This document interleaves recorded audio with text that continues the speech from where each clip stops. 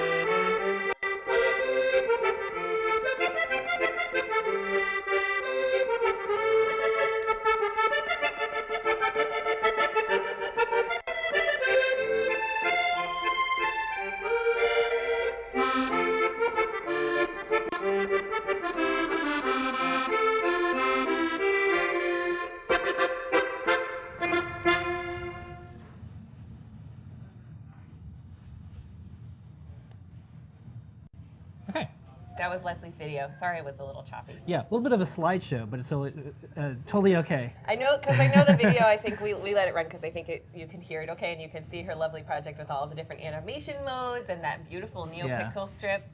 I know she worked really hard on it and made a 3D printed handle with one of our on-off buttons in the bottom. And Leslie, the whole way through the contest, has been putting up like a video every time of her explorations, and she's just so enthusiastic. It like comes out at you from the screen. We met her at the Open Hardware Summit. It was great. Yeah, she's so lovely. Okay, hopefully we could have her as a guest on a future episode of Yeah. Wearable Electronics with Becky Stern.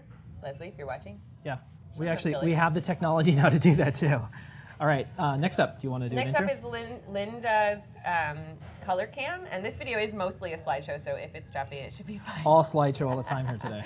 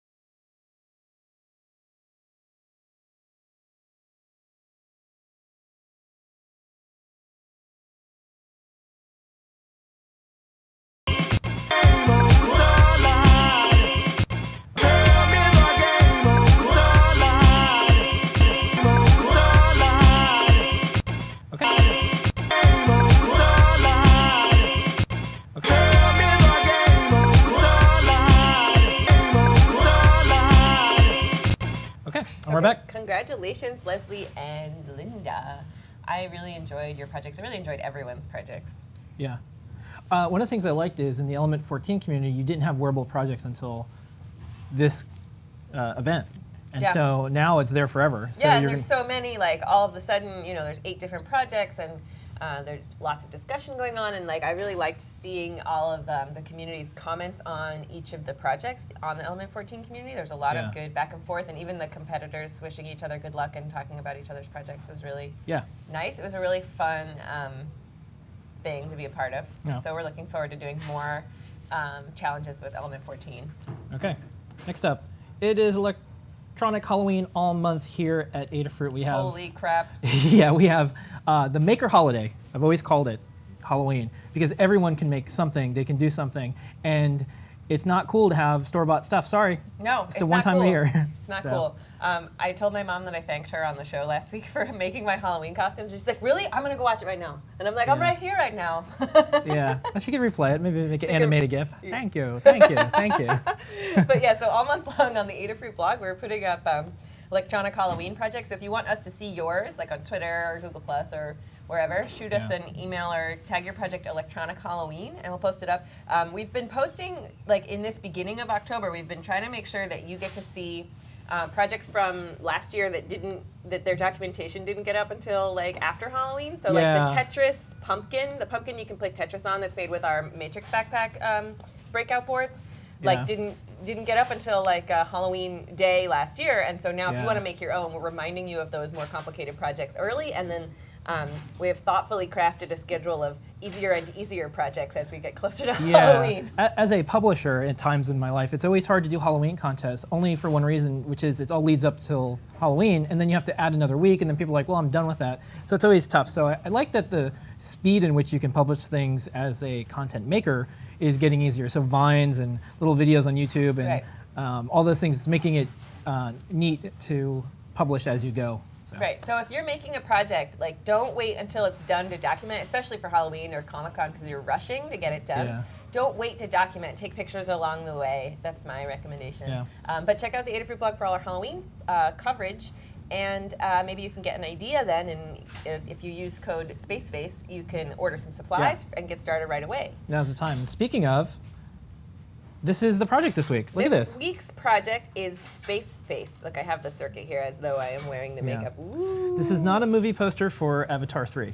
Well, maybe. It hasn't come out yet. I don't know yet. So what we did was, one of the things I was like really excited about Gemma was the idea of putting it in your hair on a hair clip because it's so small and can be powered by a little battery pack. So, and Halloween is the perfect time to do outrageous makeup.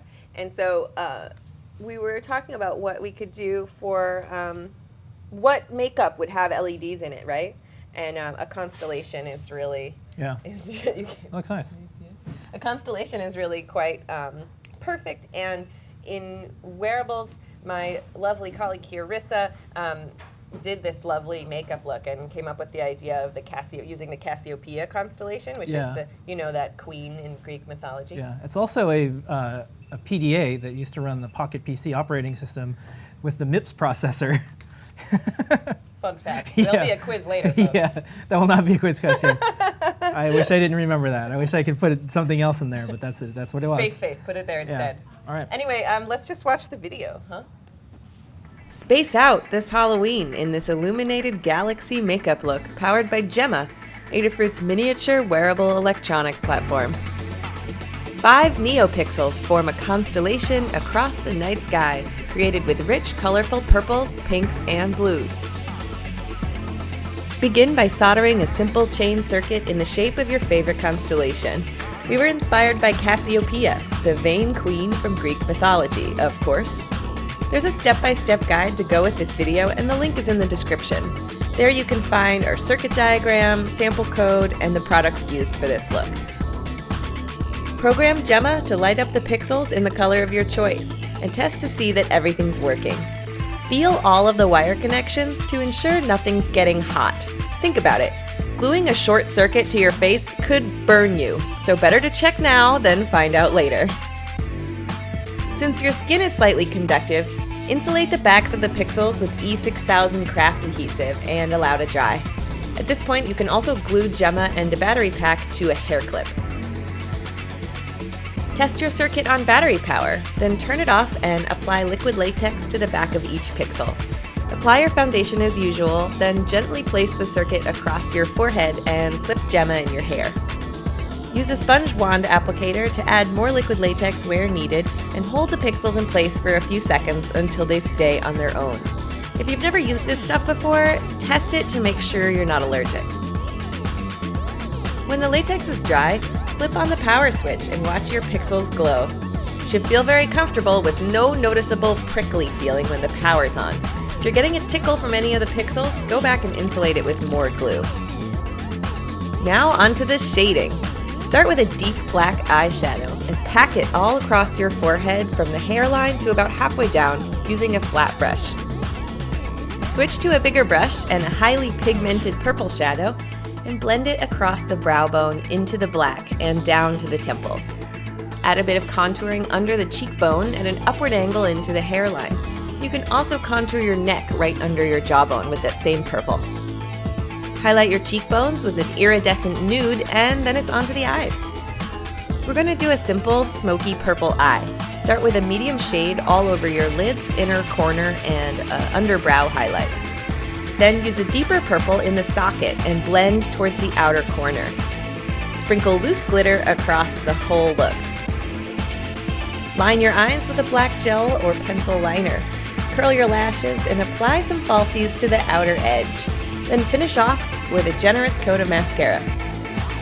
To keep your look intergalactically fabulous the longest, finish with a setting spray and pack a spare set of batteries. For more inspiration, check out these other space faces we found on YouTube. Share your projects with us by using hashtag Electronic Halloween, and don't miss our live show every week with me, Becky Stern.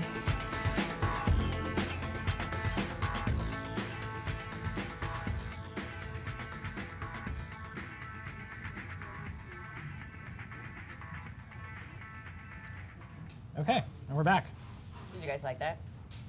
I was hoping you would like that. Yeah, I did. I like that you were saying it's a first in two ways for us. Yes, I have never done a makeup tutorial before, and I've made so many tutorials, and makeup tutorials are a thing.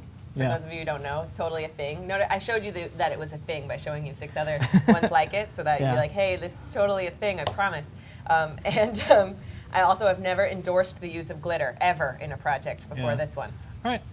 So there you Can't go back now. It's all glitter all the time. No! Yeah. So here's some photos that... We took these together. John Junior set up the lights for us, but we were staying here quite late to do this project last week. Yeah. And so John Junior set up the lights, and we pressed the shutter button. Yeah. So John Junior deserves definitely some credit on these photos, and then Rissa retouched them. So. Look over there, and look over there, and look down there. Yeah, cool project. Have space on your face. So I was looking forward to doing an LED makeup tutorial ever since I first heard about us making a Gemma. So it's done. Yay! We can do more of them too. Something we learned, and I told you in the tutorial, was to apply glue to the back of the pixels so that power and ground isn't connected through your skin on your face, and the liquid latex is not necessarily a good insulator for that. So we got some buzzing. We felt some buzzing on our face, and we figured out how to make it not buzz. So follow our instructions, and don't skip the part where you put the glue on the back of the pixels. Yeah, unless you like that feeling of electricity going through you. Yeah, it's a feeling, and then it's like if you have sensitive skin, it can be ouchy, so don't do it. All right, next up, component of the week.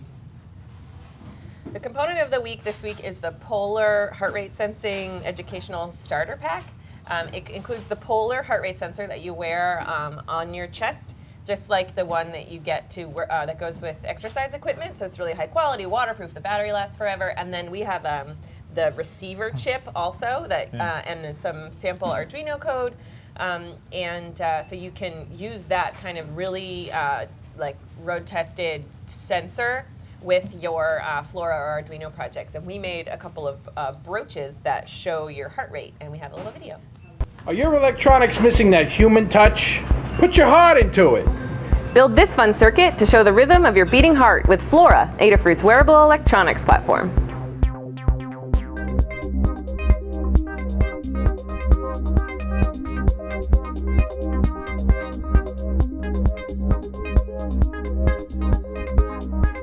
I'm wearing the Polar heart rate monitor, which wirelessly connects to the receiver module included in our educational starter pack. So just wire the receiver to Flora and load up the sample code included in the complete tutorial for this project. The link is in the description. The transmitter has a range of about 4 feet, so I can put the receiver circuit on my outfit, on my book bag, and even pass it around for show and tell. The magnetic pin back and tiny li-poly battery make this project super small and portable. We soldered up this heart-shaped display from 8 Flora NeoPixels that pulse with light when heartbeats are detected. But you can also use one of our I2C matrix backpacks to display complex animations and text, like your average heart rate in beats per minute. Whether you take it on a date or on your next workout, we hope we've inspired you to make your own heart rate project and then share it with us on our weekly show and tell on Google+. Thanks so much for watching, and subscribe for more Wearable Wednesdays. Put your heart into it. Okay, and we're back. It's a fun project. Yeah. I think you should make one. The Polar sensor is it's slightly more expensive. If you're looking for something a little more affordable, you could try Yuri Gitman and Joel Murphy's pulse sensor that's wired, not wireless. We also carry that.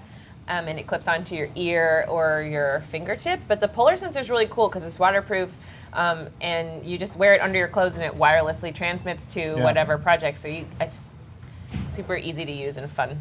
Okay, material spotlight. This Today, was a request. by a request, Yeah. I'm going to do a segment about adhesives. So I brought you guys some of my favorite adhesives, and we're also going to try out our new overhead DSLR camera dealy Yeah, we got all sorts of things. We got a secondary camera. Look at us over here. Hello. Yeah, this is what the show looks like. That's the director's cut. Here's my beverage. Yeah, that's the director's cut. After we're done, we actually fill in all of the things afterwards for the DVD edition available soon and on Blu-ray. Let's see how this works out. Okay, sweet. Look at this. So, this is my DSLR camera that I use to shoot all of my videos. And look, I can even adjust the exposure. Check it out. Look at that. Cool. All right, so adhesives time.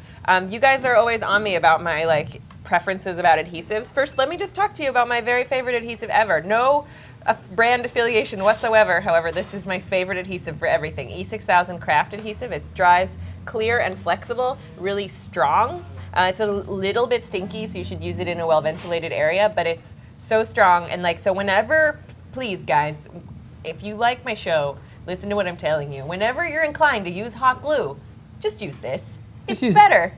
E6000 instead? It's just so much better. And I get it in a multi-pack of these tiny tubes because I like, on camera, I like my shots to look like it's a new tube. Or what happens is if you get a big tube, it can get gummed up, but it's more affordable that way. So that's why I have a little tube, because I use a new little tube every couple of weeks. And I use this for all kinds of materials. You can see here, I used it to, this is the Flora Neo Geo watch. I used it both to glue the NeoPixel ring to the back of the Flora, and also to glue these fabric straps onto the Flora. You could never get away with this with hot glue. Look at how hard I'm yanking on this, and it won't come off. Yeah. And it dries, because it dries flexible, it's good for a lot of wearables applications, because it's not gonna be brittle like super glue. So it won't crack apart. It's flexible and clear. Yeah. So that's E6000. Briefly, I want to talk about my favorite adhesives website.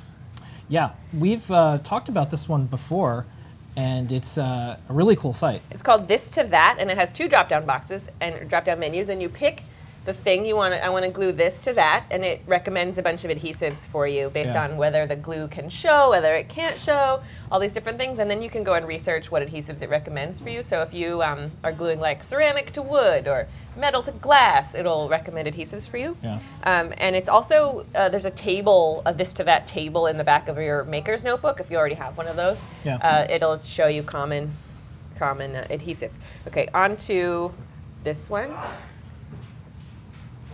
This glue comes to me by way of Phil B., who found out that this particular glue, Permatex 66B, which you can pick up at any hardware store, silicone adhesive, sticks really well to the sheathing of our NeoPixel strip. So if you're looking to attach that waterproof strip to anything, this will definitely stick to the sheathing. You have to test it to make sure it'll also stick to whatever you're gluing it to. When we were making those Firewalker sneakers, the rubber and silicone they don't like to get along when it comes to adhesives, but Yeah. this holds okay on the rubber that we used on our shoes, but test it out, but it definitely sticks to the silicone sheathing of the NeoPixel strip, which I really like. It's also kind of stinky. A lot of the good adhesives are fumey, so you have to open the window. Yeah. That's the way you know it's working. All right, look at, we're learning the limitations of this. Live view just turns off by itself. Okay, so that's Permatex 66B, which I like a lot. Another good one, if you're not using silicone things, there was that person who wanted to glue the analog strip that has the adhesive backing that's not very sticky to something. This would probably work really well for that. It's good for gluing leather to wood to plastic to rubber. Yeah. All of those kinds of things. And it's very, very strong. So if your heel comes off of your shoe, this is what you use to fix it. Yeah. When I was younger, when you skateboard, you ollie and one side of your shoe gets constantly rubbed by the grip tape, and shoe goo was one of the things that you would put on it. Right. Yeah. So it's a high quality adhesive. Yeah. And then for those of you who are not in the crafty realm, this is my favorite fabric glue. So if you're gluing fabric to fabric, this is a good one to use. Yeah. Or like felt, or in our plush game controller project, if you don't have iron-on interfacing, double-sided iron-on interfacing, you can use craft glue. It's great for felt, it's great for wool, it's great for all natural and synthetic fibers, and it's not fumey, it's kid-safe. It takes a while to dry. Most of the good adhesives also take a while to dry. So if you're like really impatient and you don't want a high-quality end result, by all means, use one of these. Yeah. Use the super bonder. So let's talk about hot glue.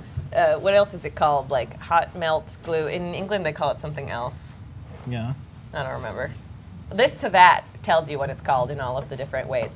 Glue pudding. I don't know. It's like a name of an adhesive, but the hot melt glue loads in with a stick in the back, and it melts it and extrudes it out the front. So like you can feel this texture. This is the texture you're gonna get when it hardens.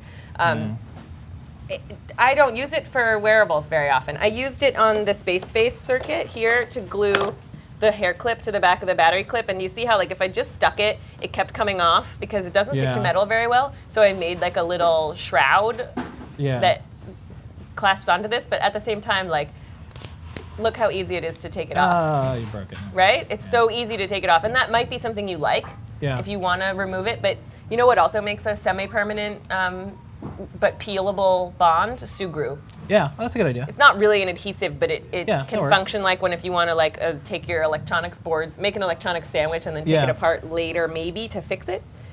So hot glue goes on the list as my least favorite adhesive, but it's useful for a very few things. Yeah. Got to talk about it. Unavoidable. I know. The other one that I like a lot and haven't used a lot recently, but used a lot in my college days was this. Oh, watch this. Hey guys. I'm just going to focus Watch that on little red circle. I'm just going to focus on you. Oh yeah, look at that. All Boo, right. boo, boo. Your job Get here out of is here, done. red circle. This is spray adhesive. It comes in a couple different varieties. 3M makes my favorite kinds. And this I just pulled out of our flammables cabinet over here. It's pretty, because it is a spray, it's really nasty for your lungs. So like, not just open a window, do it outside with the wind blowing away from you. That's a good idea. And if you're inside or you're in school, do it in a spray booth wearing a respirator. Yeah. Because it's not like you work up a tolerance to it in your lungs. It just gets in there and stays there. But it's very good for bonding like cardboard to paper, putting a poster together, laminating different pieces of paper or cardboard together if you're putting like circuits in the middle, or you need a broad swath of sticky, and it's usually a little bit repositionable. It's pretty cool if you've never used it before. I'd recommend trying it out. Let's talk about this conundrum. I always recommend you guys use clear nail polish to seal the knots in your conductive thread, and while we've learned it is flammable, and now I'm going to recommend you use Fray Check instead. The principle is the same. So somebody's been asking, I think we have a question later about this. Clear nail polish is not really an adhesive, but ladies use it like when they get a run in their stockings to prevent it from running because it'll stick those fibers together. Yeah. And I use it and have used it for sealing the knots on conductive thread to each other because stainless steel is a springy substance, so the knots want to come untied. Yeah. However, if you're having trouble with your conductive thread like connections because maybe you didn't sew them extra super tight. This won't make the thread stick better and conduct better to the flora. In fact, it does the exact opposite. It'll get into the fibers and between the fibers and the pad of flora and insulate them. And you might then find that your trace isn't conductive at all. So I just use it on the knot to hold the knot together. And the knot is not actually like, I don't need to conduct through the knot. It's like a separate thing that's off to the side. So when you use this, or you can use super glue, which is also flammable. So if you have a short, this can go up in flames. All trade-offs, right? There's trade-offs. I use Fray Check, which is not flammable once it's dry. And it's a specific sewing product, or the brand name is Fray Check. The principle is the same. It's sealing the knot so the knot doesn't come untied. It's not tightening your circuit. Yeah. So that's a thing. But super glue works too. Everything good seems to taste like burning, or it's flammable. Just an observation. Good quality adhesives are kind of usually made from pretty nasty chemicals. Yeah. Bonus adhesive is the liquid latex we, look at that hottie, is the liquid latex we Devil brand. liquid latex we used to affix the space face circuit to our faces. It's meant for skin, for use on your skin. Some people are allergic, so you need to test it first. It's a pretty cool substance. It's like really liquidy when it's wet, and I'm not going to open it. You guys will see. And then it gets all gummy like this when it's dry. Yeah. But I learned that it is slightly conductive itself. Just enough to get for those pixels without, if you don't put, here's what I did on this circuit. We get that hot glue out of the way. We don't want to look at you anymore. We put E6000 on the back of these pixels because when we didn't, and we only used the liquid latex, we could feel the voltage on our faces. Oh, okay. Yeah. That's interesting. So the liquid latex must have been at least slightly conductive. Yeah. And maybe it wasn't completely dry, but we had it on there for a while, so it should have been. So I used this first, and then this isn't directly touching your skin. This is directly touching your skin. So this is great. We're going to let the show go over a couple of minutes because I think this is the only time in the history of like online live video that anyone's gone over all of these different things for wearable electronics. Yeah. So this is useful. Bookmark this. Share this with friends. Send it to your mom. don't use this. Yeah, don't use that. All right, well, let's go to question and answers. Here we go. All right, first question. This is from Layla. I've been using conductive thread from Adafruit in my projects and putting clear nail polish over them to stiffen them up, like Becky suggests. I was wondering, does this increase the resistance of thread in any way over time? I may have done something wrong, but my thread has increased to about 1 mega ohm in resistance, about 1.5 foot long, and has a 400 ohm resistance per So if linear you're foot. tying a knot, say you have two things and you want to connect them with two different threads and you're tying a knot and the knot is supposed to transmit the electricity, yes, then saturating the knot in clear nail polish or super glue or Fray Check is going to insulate those fibers that are relying on touching each other to conduct. However, the stainless steel thread itself, a single thread of it, has multiple plies of solid steel. So putting anything on the outside of just a strand isn't going to hurt it at all. So when you're tying a knot, tie the knot away from the flora pad and don't make the knot try to conduct electricity. Gotcha. Like just use one strand or two strands. And unfortunately, if you have to rip it out, you kind of have to resew the whole trace so that you have a solid cable of steel going from one component to another. And don't like flood your pads with any adhesive. Yeah. Just if it's not conducting, sew again over it tighter. Good tip. Okay. Like Sally Byers, she's the expert at sewing things really, really tightly. Next up from Sandra, the navigation mode seems like it could be really cool for geocaching. Is the Flora GPS sensitive enough? I only looked at the code quickly, but would it be possible to program multiple coordinates and use a switch to bounce between them? Maybe someday there will be a day to program it on the go from a smartphone. Yes. The GPS is sensitive enough to do geocaching. You would have to make some slight modifications to Tyler's code to add more than one GPS waypoint and then reprogram the button to, maybe if you don't want compass mode, you could, but yeah, you can add as many modes as you want to cycle through. Yeah. And as far as being able to program these things via smartphone, on the trajectory of microcontrollers, eventually you'll be able to do all sorts of things. Right now they're low cost and they're small. It's difficult to have a full-blown mini computer that's also part of the GPS that you can program live with the phone. But with Bluetooth, low energy, and some other things that we're working on, it might be possible to send some serial information. Yeah, like send it a new coordinate or Yeah. whatever. Like that could be cool, right? Like if you have, I have it here. If you're wearing your watch and somebody like texts you the address of the party and then you just like send it to your watch, I could see that. Like Yeah. I don't see us reprogramming the whole Arduino via your smartphone, but like I could see sending in a new coordinate. Yeah. That could be cool.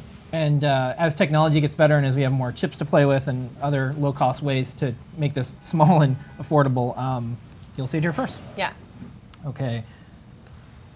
Next up, are you planning to make proto-snaps like SparkFun-like projects? What are the differences between the Flora and LilyPad? I also have trouble getting my school excited for wearables, even though there's a fashion school and I think wearables should be at least part of a workshop. Do you have any tips to my teachers to look at at a minimum? I'm just starting and don't have any cool projects to show them yet.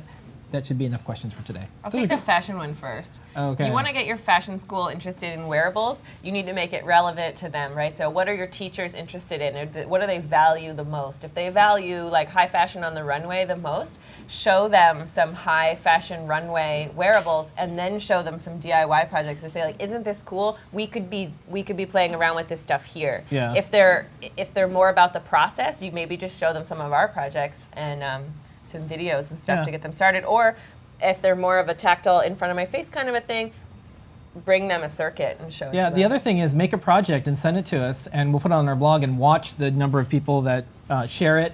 If you're allowed to, put the school that you're going to, and watch all the inquiries I think that it's come in. the reason that it's hard for fashion schools, especially if you're like a traditional fashion teacher, is to, and I went to Parsons, where I was not a fashion student, but I knew a lot of fashion students there. A lot of the teachers are really old school, and they want to teach you pattern drafting and draping and design, and this new thing seems like there's a big barrier to entry for them, right? Because they haven't, it's this outside thing. So they need to see why it's relevant to them. They need to see how easy it is to start.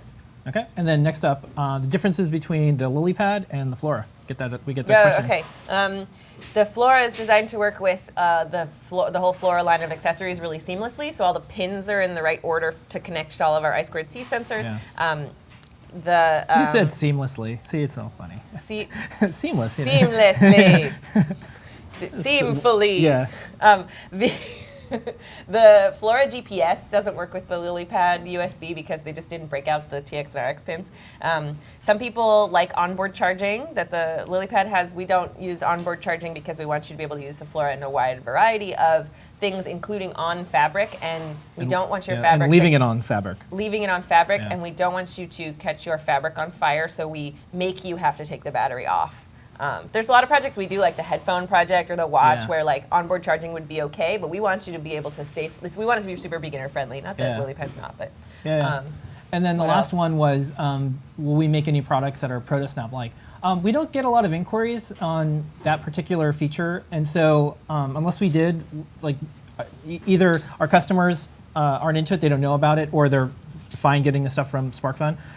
So if a lot of interest happens, we'll look at what SparkFun has, maybe we'll carry it, or we'll also develop something. I like on that. our own. And Dia, when she was visiting, when the SparkFun folks were visiting, she gave me one of their proto snap boards, and they're pretty cool for like a workshop idea if you're looking at your fashion school, because like if it comes and you can turn it on in its like the form that it comes, and you can see the circuit is testing. drawn on it, silkscreen on how the circuit is. So then you take it apart, and it's very literal, which is really good for beginners. So I mean, we like it, but all right, maybe we'll do something like that in the future. Next question. I want to make an interactive fabric sign of our team name for race checkpoints. I would like to use one of your boards and several NeoPixels or the RGB NeoPixel ribbon. What is the best bang for my buck for buying individual NeoPixels or the ribbon, and cut the letter and rewire for the NeoPixel? Maybe a better way to say it would be, what is the best way to make the name Squeaky Cheeks and NeoPixel lettering? Thanks from team name Squeaky Cheeks. Runners they have such funny senses of humor, and I learned that from Matt Richardson, who's a runner, comes from a running family. And so like it's so funny that you stand at the race and you have a sign that says like "Go Squeaky Cheeks." I'm sure referencing the fact that your butt cheeks rub together when you run. That's it. Depends. Do you need your sign to be super flexible? The thing is, Squeaky Cheeks is kind of a long name. I don't think you're gonna be able to like spell it out with individual LEDs. So what I'm gonna recommend to you is you do some kind of like transparent fabric married with non-transparent fabric to do a mask and backlight the letters. So you could do like a individual neopixel every once in a while and then gauzy fabric over it, or neopixel strip in the same way. As far as bang for your buck, the neopixel strip is more affordable per LED than the individual pixels. Yeah. And then it's also easier to work with. That's a lot of LEDs. I think you might run into some conductive thread frustration if you try to go that route. I would use stranded wire and the neopixel strip to backlight your letters. Okay, last question. We're going to give away the prize, and then we're out of here. Are the LCD displays, like the standard LCD 16x2 in the shop, compatible with Flora? I want to attach a temperature and humidity sensor, DHT22 or DHT11, to a jack and display the data on a coat somehow. The LCD display is the only thing I can think of that currently exists which could do this. If you have any other suggestions for display, please let me know. This is what I am here for, because you could not think of another thing to display your information. I will tell you what else you can use. Yes, the 16x2 LCD will work with Flora just fine, but why would you put that on your outfit when you have so many other options for some graceful and like thoughtful and creative displays? Like, it depends on what you want to do with the temperature. Why do you need it to okay, first of all, if you need it to display the numbers, the heart rate project we showed earlier has the I2C matrix backpack on a brooch that can display a number.